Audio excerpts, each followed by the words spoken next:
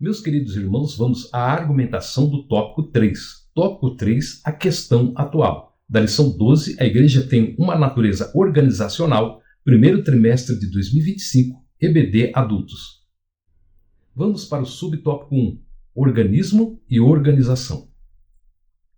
A igreja é um organismo vivo, sustentado pelo Espírito Santo e, ao mesmo tempo, uma organização necessária para cumprir sua missão no mundo. A igreja como comunidade de adoração.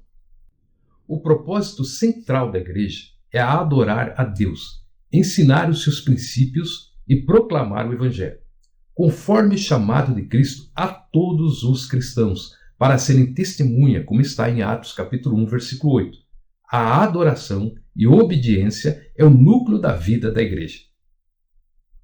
Organização para eficiência ministerial.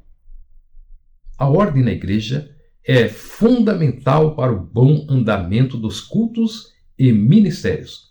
Em 1 Coríntios capítulo 14 e 40, Paulo enfatiza que tudo deve ser feito com decência e ordem, garantindo que as atividades espirituais sejam realizadas de maneira eficiente e edificante.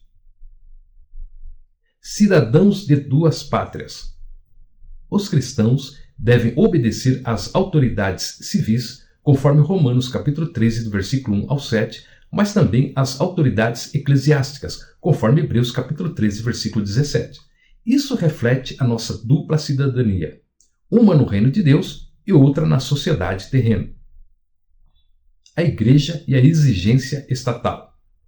A igreja, como qualquer outra organização, deve estar em conformidade com as normas e exigências do governo, como é instruído em Mateus capítulo 22 e 21, onde Jesus ensina a dar a César o que é de César e a Deus o que é de Deus, equilibrando o cumprimento das obrigações civis e espirituais. Devemos cumprir as nossas obrigações civis e também as nossas obrigações espirituais. Agora nós vamos para o subtópico 2, a experiência pentecostal. A organização da igreja é essencial para fortalecer sua missão no mundo, permitindo que ela cumpra eficazmente a obra de Deus. O contexto do movimento pentecostal.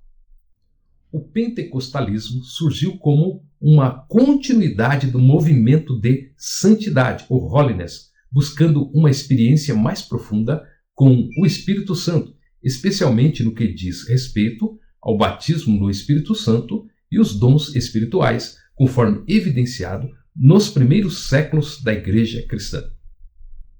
O antidenominacionalismo inicial.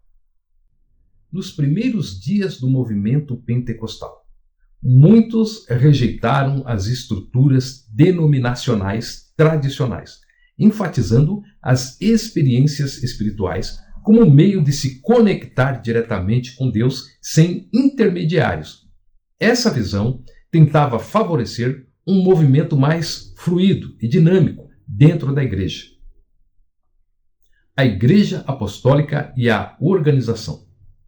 Desde os tempos apostólicos, a igreja já se preocupava com a organização de suas funções ministeriais, como vemos em Atos capítulo 6, do versículo 1 ao 7, onde os apóstolos estabeleceram diáconos para cuidar das necessidades práticas, permitindo aos líderes espirituais se concentrar na oração e na pregação. Organização e eficiência na missão. Uma igreja bem organizada é mais eficiente em cumprir o seu propósito, pois facilita a realização das atividades espirituais e missionárias, sem perder sua essência e vitalidade espiritual, como evidenciado em 1 Coríntios capítulo 14, versículo 40, onde Paulo defende a ordem na casa de Deus.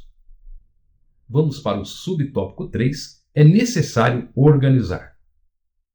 A organização é fundamental para fortalecer a identidade e a unidade da igreja, evitando a fragmentação e mantendo a ordem no movimento pentecostal. A necessidade de estruturação.